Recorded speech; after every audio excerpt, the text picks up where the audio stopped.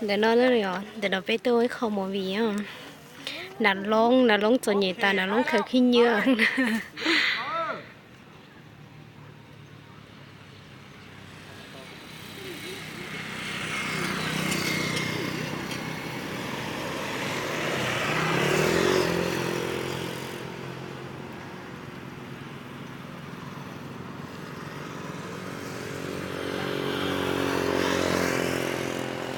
ให้ตัดตาดีเนอะคิดวิดีโอ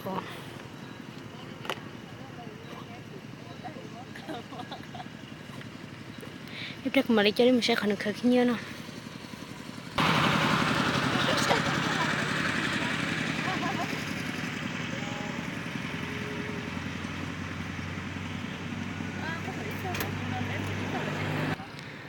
เคยขี้เยอะเนอะนักร้องอย่างเขาซื้อนักร้องแต่ชิมาลิ้นของเขาเจจอดเหยียตาเจต้องเคยขี้เยอะเนาะ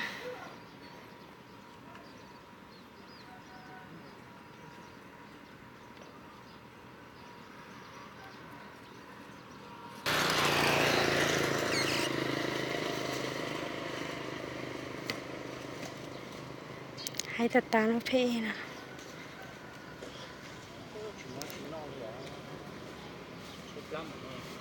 ค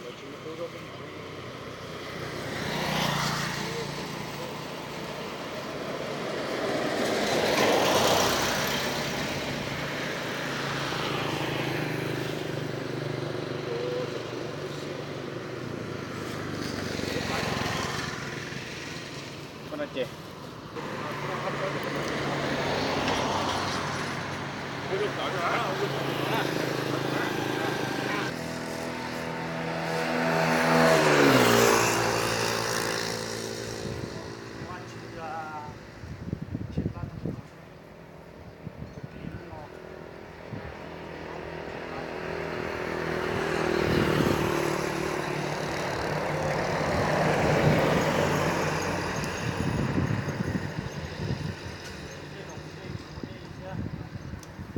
ให้ตัดตานี่เนอะนี่เดี๋ยวกูจะนั่งใช้นอซื้อหยอยเด็กมาเลยเจ้านี่มันใช้ตัวตีนสีเนอะ